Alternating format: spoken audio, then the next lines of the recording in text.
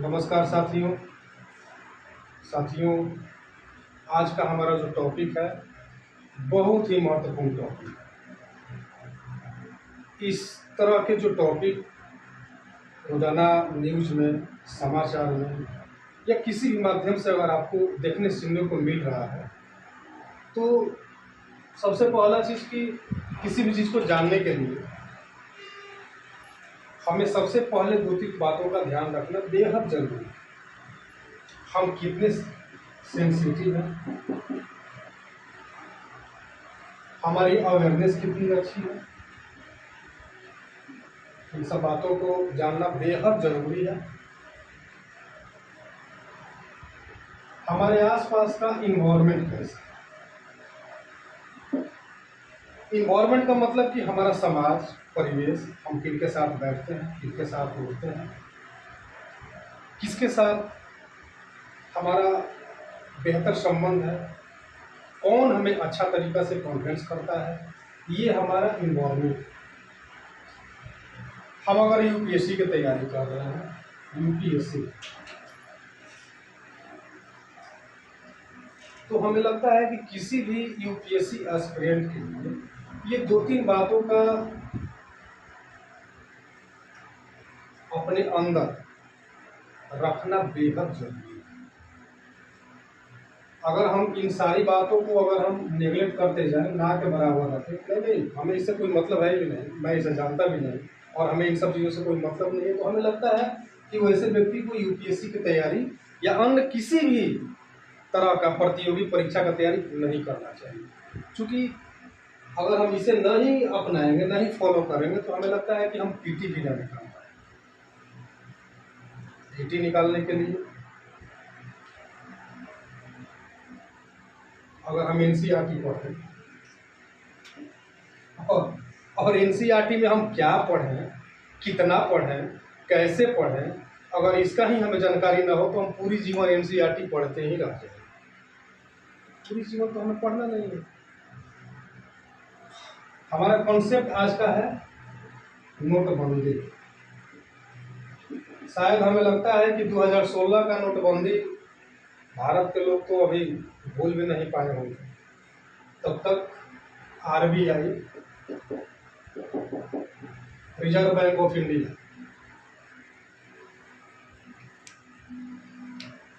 Reserve bank of India समझ पा रहे हैं आप लोग?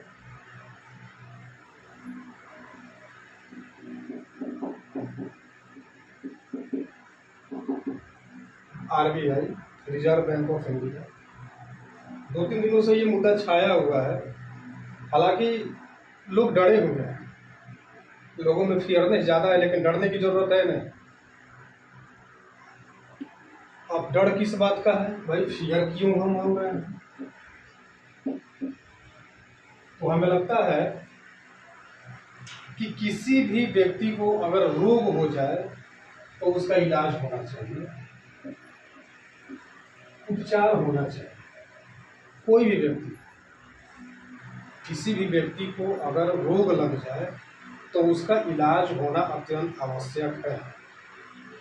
अब आप कहोगे कि भाई इस रोग का नोटबंदी से क्या था? अरे भैया, रोग ही तो है, भ्रष्टाचार जैसा रोग है, और मोदी जी इन भ्रष्टाचारियों के लिए डॉक्टर के समान है। तो मोदी जी पीएम हैं, हमारे देश के प्राइम मिनिस्टर हैं, भ्रष्टाचार पे तो अंकुश लगाना उनका दायित्व है, कर्तव्य है। देश हित के लिए, समाज हित के लिए, जन कल्याणकारी योजनाओं के लिए जो योजना आप तक, हम तक नहीं पहुंच पा रही है, ये योजना आतंकवादी संगठन को भी पहुंच रहा है, समाज में गलत व्यक्ति के पास पहुंच रहा है। तो भाई नोटबंदी क्यों नहीं हो? होना भी चाहिए। और अगर नहीं होगा तो कल्पना कीजिए भ्रष्टाचारियों पे अंकुश कैसे लगाए। कौन है जो अंकुश लगा देगा? डीएम साहब लगा पाएंगे क्या अंकुश? एसपी साहब लगा पाएंगे? नहीं। डीएम साहब जिले के मालिक हैं, जिला उनके अंडर है। एसपी साहब हैं, उनके अंडर जिले का जो पुलिस फोर्स है उसके वो कप्तान है। मोदी जी देश के कप्तान है भाई। हमारे राज्य के कप्तान कौन होते हैं? सीएम होते हैं। जिला का कप्तान कौन होता है? डीएम होते हैं। राज्य और जिले का कप्तान डीएम और सीएम होते हैं। तो हमारे राष्ट्र के जो कप्तान हैं मोदी जी तो हैं। और उन्होंने नोटबंदी किया तो कौन सा खराब किया? अच्छा किया। नोटबंदी आवश्यक क्यों है, हम इस पे चर्चा करेंगे। सबसे पहले हम जान जाएं कि भारत के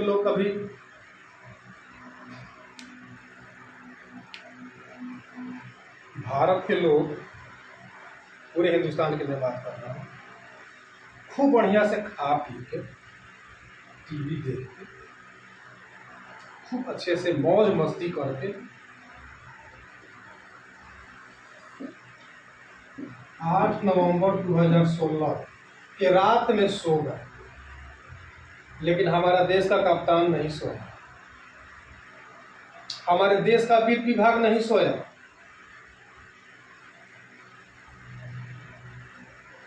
हमारे देश का जो वित्तीय सलाहकार है वो नहीं सोया, हमारे जो रक्षा मंत्री है वो नहीं सोया।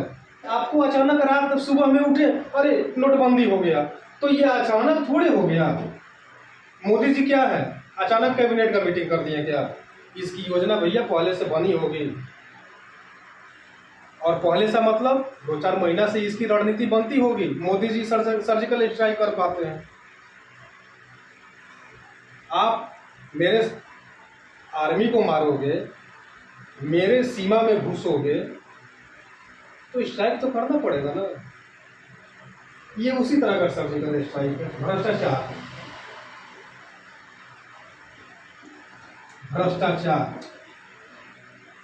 भ्रष्टाचार पे अंकुश लगाने के लिए नोटबंदी की आवश्यकता होती है।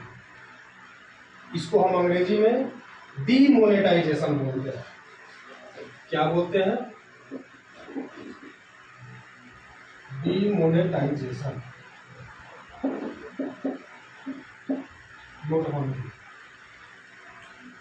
नोटबंदी हालांकि नोटबंदी 2016 में हुआ,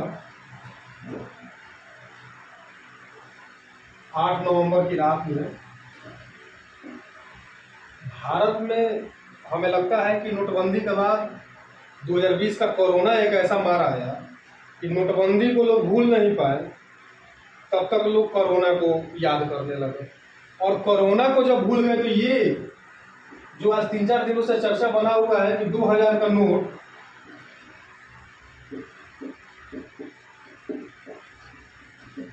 30 सितंबर तक आरबीआई ने, हमारे भारत का जो आरबीआई है, रिजर्व बैंक ऑफ इंडिया, उसने समय दिया है कि 30 सितंबर तक आप बैंक में ले जाके उस नोट को जमा कर दें। चलो मेरे पास तो भैया 2-4 हज़ार है, मैं जमा कर दूंगा। 2-4 करोड़ वालों का क्या हाल? उनके लिए 2016 से भयानक नोटबंदी है। 2-4 अरब जो रुपया रखे होंगे उनका क्या होता है? अब हमें इस नोटबंदी से एक चीज याद आ रहा है, हम भी समाचार पत्रों में पढ़े हैं। हालांकि बता दें, पूरे इंडिया जानता है, पूरा भारत जाना है। बिहार में 3-4 दिन पहले एक नदी पुल में कुछ पैसे फेंके गए थे। आप समझ पा रहे होंगे इस बात को। बिहार में पुलिया के नीचे, जगह तो एग्जैक्ट हमें नहीं याद आ रहा है, लेकिन हम भी समाचार पत्र में ही सुने थे, देखे भी थे, टीवी में भी दिखाया गया था कि पुलिया के नीचे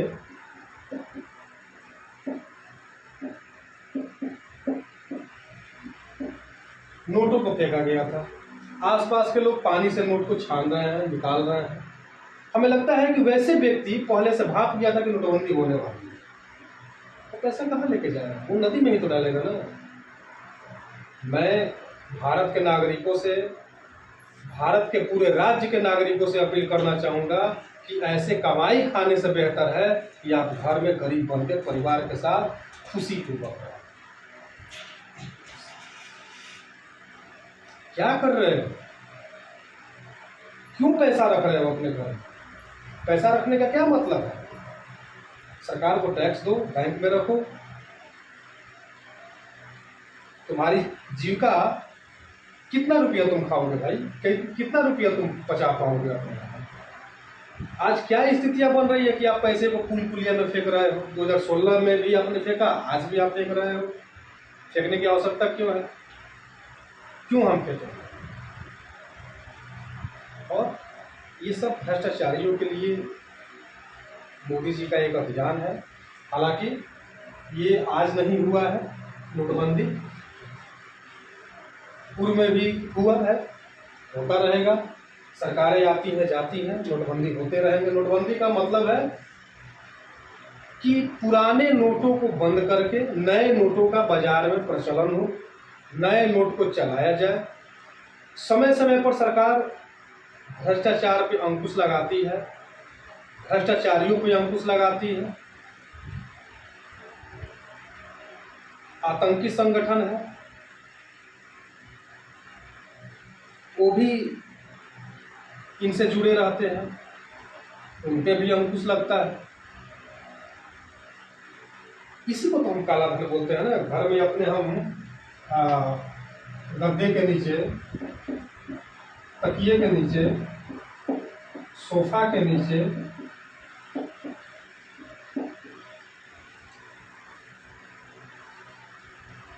पूरे पैसे रखे हुए हैं।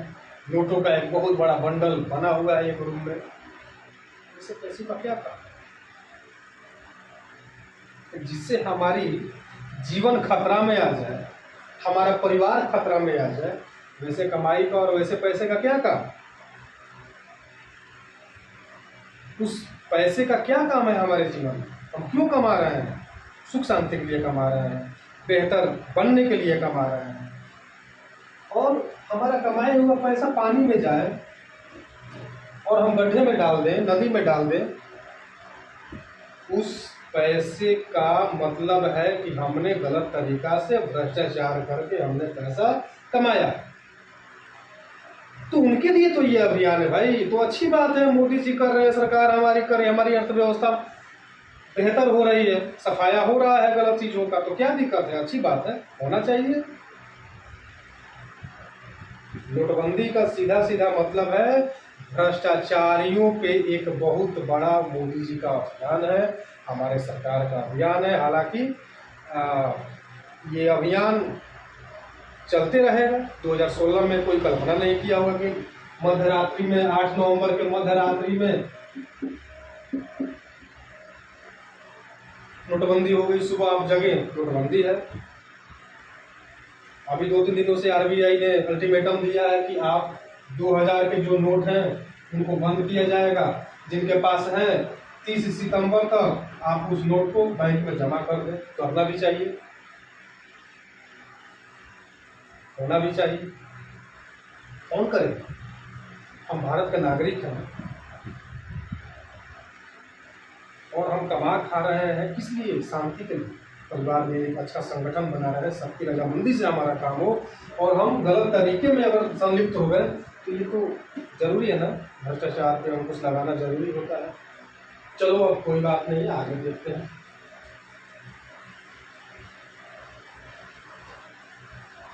अब हम वैसे एस्पिरेंट के लिए बात करेंगे जिनका पीटी मेंस नजदीक है। यूपीएससी के जीएस पेपर 3rd में है। ये रामबाण का काम करेंगे।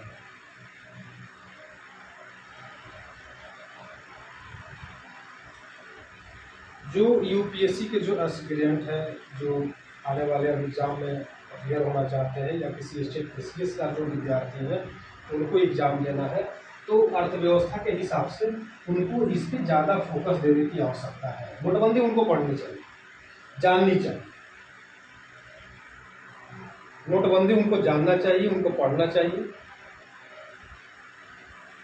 अगर इस पे हमारी थोड़ी सी भी बेहतर पकड़ हो तो नोटबंदी से संबंधित अगर कोई प्रश्न आ जाए तो उसका हम लिख के हम निदान निकाल सकते हैं। अगर फर्स्ट पेपर उसका यूपीएससी का ऐसे का आता है, अगर नोटबंदी से संबंधित या अर्थव्यवस्था से संबंधित अगर किसी प्रकार का अगर मुद्दा अगर आ जाए तो इस तरह के बातों को हम लिख के हम अपनी लेखन शक्ति को हम बेहतर कर सकते हैं।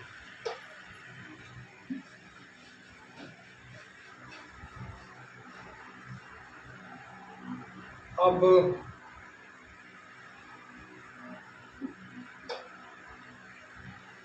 यूपीएससी मेंस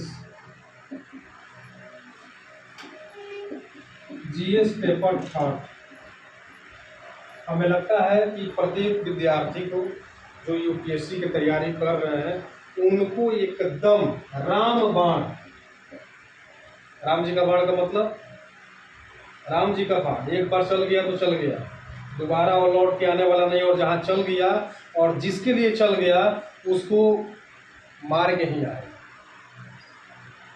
मैं ये नहीं कह रहा कि आप इसको ना पढ़ें, पढ़ना पड़ेगा, देखना पड़ेगा। कौन देखेगा? जो एस्पिरेंट है, जो पढ़ने वाले विद्यार्थी हैं वही तो देखेंगे ना। अगर अर्थव्यवस्था खंड के इस नोटबंदी को डिमोनेटाइजेशन को अगर हम न देखें और इससे संबंधित कोई प्रश्न अगर आ गया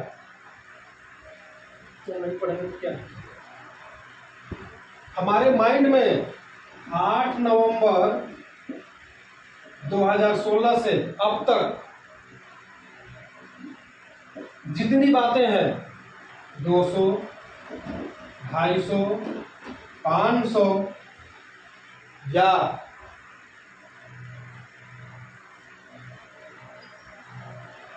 ऐसे खंड में 1000 से 1200 शब्द में ऐसे निबंध यूपीएससी में लिखा जाता है। आप लिख पाओ। अगर इससे कोई ऐसे आते हैं टॉपिक तो, प्रश्न आते हैं तो, नहीं भी आते हैं तो भी उसको पढ़ना है। हम कहीं ना कहीं इसको एग्जाम्पल के रूप में हम लगा सकते हैं, कहीं एग्जाम्पल के रूप में इसको हम दिखा सकते हैं। तो कोई भी प्रश्न है तो उसको हम बेहतर तरीका से करेंट टॉपिक लगा के हम लिखेंगे तो हमें लगता है कि अच्छा अंक मिलेगा उसे। दूसरी बात,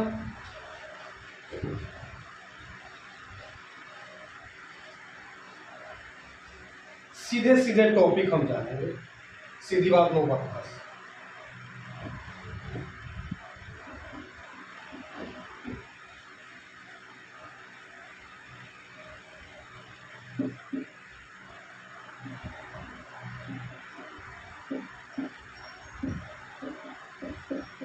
भारतीय मुद्रा, जो पुरानी मुद्रा है, सरकार उसको बंद करके नए नोटों का प्रचलन मार्केट में लाती है। यही हमारा नोटबंदी है, डिमोनेटाइजेशन। आप साफ सुथरे व्यक्ति हैं, अच्छे व्यक्ति हैं, कम साधन में ही खुश हैं, तो आपके लिए कुछ नहीं है। परेशानियां किसे हैं? जो बंडल रखा रहता है। अभी मैंने कुछ देर पहले बोला कि बिहार में 3, 4, 5 रोज 10 रोज पहले ये न्यूज़ पेपर में पढ़े थे, नोट नाला में फेंका हुआ है, पानी में फेंका हुआ है, लोग छान रहे हैं, निकालने से लग रहा है मछली मार रहे हैं। ऐसे जीवन का, ऐसे लोग का आपके लाइफ में उसकी वैल्यू 0 का है। और हमें लगता है कि जिस व्यक्ति ने नाले में, पानी में नोट को फेंका होगा वो कोई मामूली आदमी नहीं होगा, उसकी पहुंच पकड़ काफी दूर तक होगी, जिससे नोटबंदी होने वाला है। आरबीआई ने अल्टीमेटम दिया, समय दिया 30 सितंबर तक। बैंक में रखने से कोई दिक्कत नहीं है, दिक्कत यह है कि आवश्यकता से अधिक आपका टैक्स लगेगा, टैक्स लगेगा। आप अगर 10 करोड़ रुपया नोटबंदी के बाद जमा करने जाते हो 2000 रुपये में, जो गवर्नमेंट का रूल होगा, जो टैक्स होगा वो तो कटेगा ना भाई। जो कटेगा कट के जो जाएगा वो आपके खाते में जाएगा। हो सकता है कि बैंक या इनकम विभाग, इनकम टैक्स विभाग आपसे सवाल भी करे, क्या स्रोत है आपका इस लोन का, क्या माध्यम है कि आपने इतने पैसे को घर में अर्जित करके रखा, क्यों रखा, बताना पड़ेगा। तो बताने से अच्छा है कि लोग उसको जला देते हैं, फेंक देते हैं। अरे भैया, आप उसको यूज करो, कम साधन में खुश रहने की कोशिश करो। हमारे देश में पुराने बुजुर्ग लोग कहते हैं कि हम लोग भी बचपन से सुनते आ रहे हैं, पढ़ते आ रहे हैं, पढ़ते रहेंगे। साधु महात्माओं को हमने सुना है, धर्मशास्त्र हमारा बोलता है, इतिहास बताता है। हमारा रामचरितमानस का तुलसीदास जी द्वारा जो लिखा हुआ रामचरितमानस है, उसमें कहीं कहीं बताया गया है धन के 3 गति होते हैं। कौन कौन होता है? पहला भोग, दूसरा दान और तीसरा नाश। धन के 3 गति, भोग, दान, नाश। भोग का मतलब होता है कि आप जितनी अच्छी कमाई अर्निंग कर रहे हैं, जिस साधन से आप पैसा कमा रहे हैं, अच्छे से खाओ पियो, मस्ती में रहो, परिवार के साथ खुश रहो, माँ बाप, सगे संबंधी, हित मित्र सबको अच्छे से रहो, कोई दिक्कत नहीं।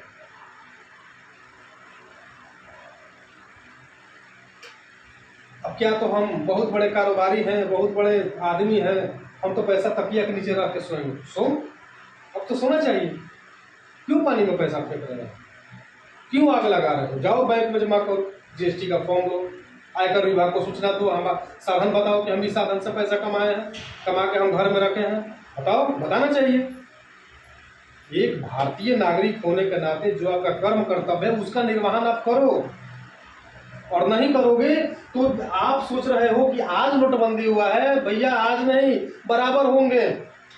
और मैं चाहता हूं कि हमेशा हो। भ्रष्टाचारियों पर अंकुश लगाने के लिए नोटबंदी एकदम अत्यंत आवश्यक है। मैंने बोला ना, कम साधन में खुश रहने की कोशिश करो। धन की 3 अवस्था, भोग, दान, नाश। आपने घर में पैसा रखा नहीं, आपने घर में पैसा रखा, भोग आपने किया नहीं, आपने 1 रुपया, 2 रुपया, 5 रुपया किसी भिखार को नहीं दिया, किसी भिखारी को नहीं दिया, एक मंदिर में आपने दान नहीं दिया, तो अंत में मोदी जी तो करेंगे ना नोटबंदी। नोटबंदी तो मोदी जी करेंगे, और मोदी जी नोटबंदी करेंगे, हमारी सरकार नोटबंदी करेगा, हमारी आरबीआई इस पे पहल करेगा, तो ये तो होगा ना कि तीसरा वाला तो होगा। और किसका होगा? भ्रष्टाचारियों का। जो गलत व्यक्ति होंगे उनके लिए ये समस्या है। समाज में गंदगी फैलती है, घर में कूड़ा कचरा लगता है तो साफ सफाई की जाती है, ये एक सफाई अभियान है। ये समझिए, ये एक सफाई अभियान, साफ सुथरा काम, सीधी बात, नो बकवास। 2016 से पहले 2016 से पहले क्या होता था सब लोग जानते हैं। लेकिन 2016 में जो नोटबंदी हुआ,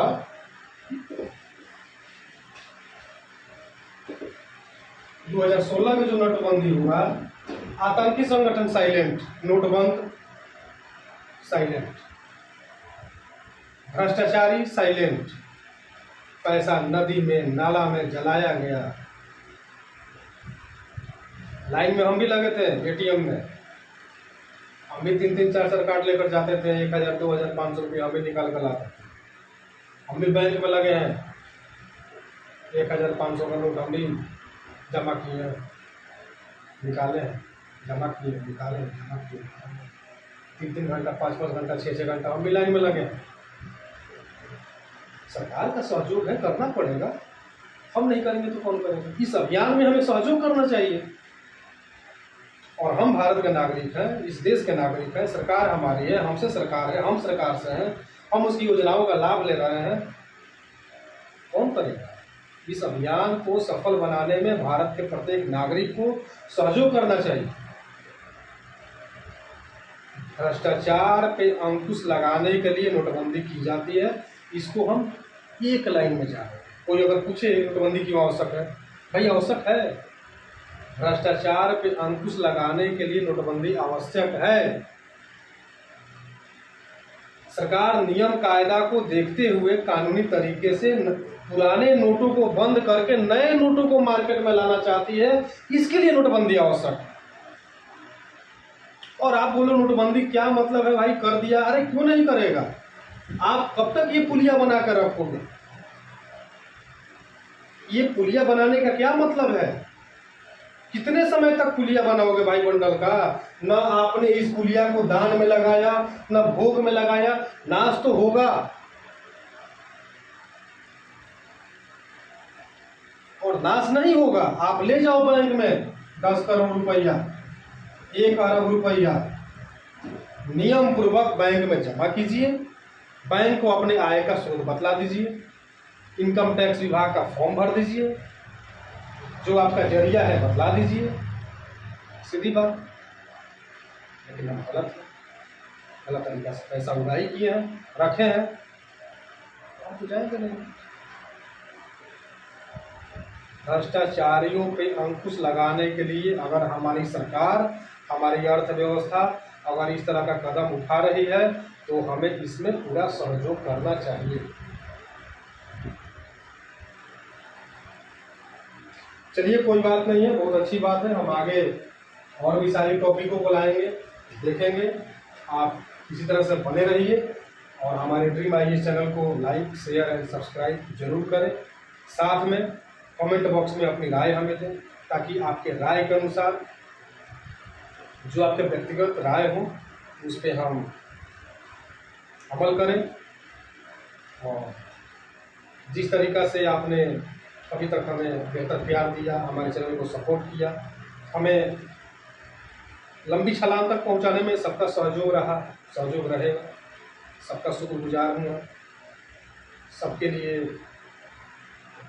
यही बातें होती रहेंगी, नोटबंदी जैसी बातें होती रहेंगी, सरकारें आती रहेंगी, जाते रहेंगी, हम नई नई चीज़ों से रूबरू होते रहेंगे। तब तक आप अपनी स्टडी को मजबूत रखें।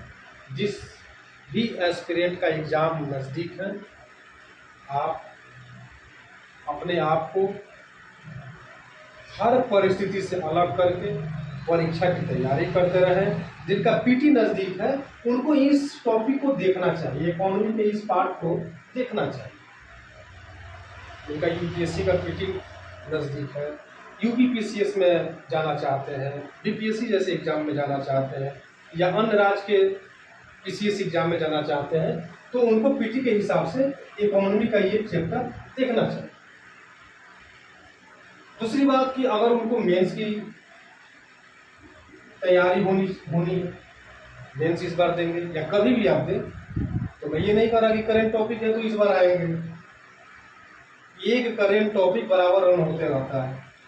हो सकता है कि 2-3 साल तक ये मुद्दा बना रहे, और मुद्दा बने या ना बने, प्रश्न उस तरह के अगर आ जाए तो हम इस खंड को उसमें अपने उत्तर में हम लिख सकते हैं। कब? जब हम पढ़े रहेंगे। आप इसी तरह से चैनल को लाइक करें, शेयर करें, सब्सक्राइब करें। धन्यवाद।